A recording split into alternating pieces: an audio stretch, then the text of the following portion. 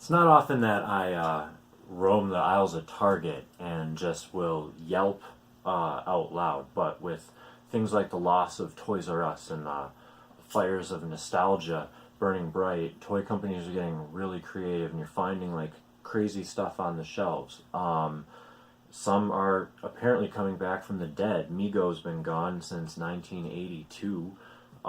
They famously, haven't made figures since then. There's been companies like Toy Biz and NECA and LJN and Lincoln International and a lot of customs and all kinds of things where you can get Migos since then. But now they're forget all that. They're officially back, and among the new licenses, many of which include like Brady Bunch and Jimi Hendrix. What else?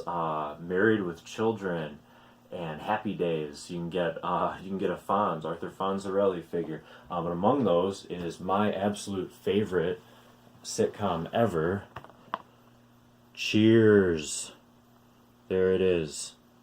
Now you can have a Cliff figure. You can bring him home to where everybody knows your name. I got all three of these guys. They're numbered in 10,000 each, 10,000 figure runs.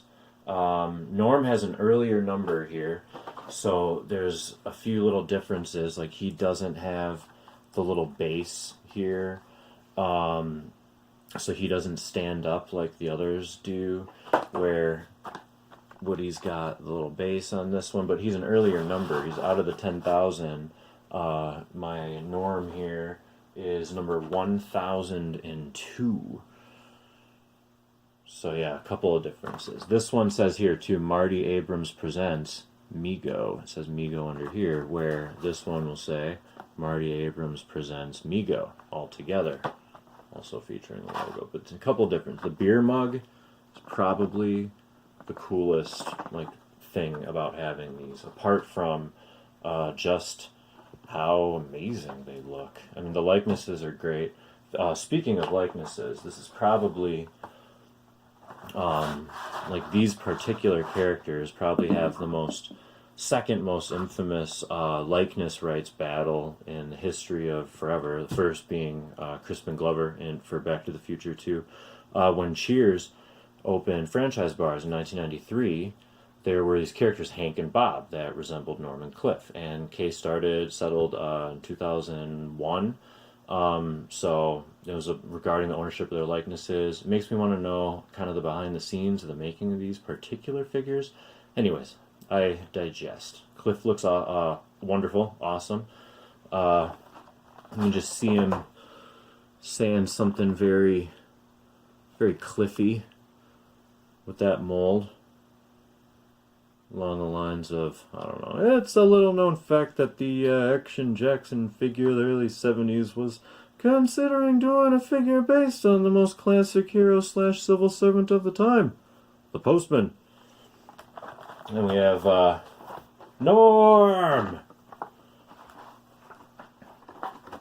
He is a little bit dopey looking. He's got kind of a funny, that looks like George Wendt though. Definitely George Wendt, John Ratzenberger, respectively. The outfits are appropriate. He's a little bit dopey looking. Kind of looks like he's pinching off a big turd there. Anyway, afternoon, everybody. Hey, there's a cold one waiting for you, Mr. Peterson. If she calls, I'm not here. Wow, those were terrible impressions. I'm very sorry. Woody looks good.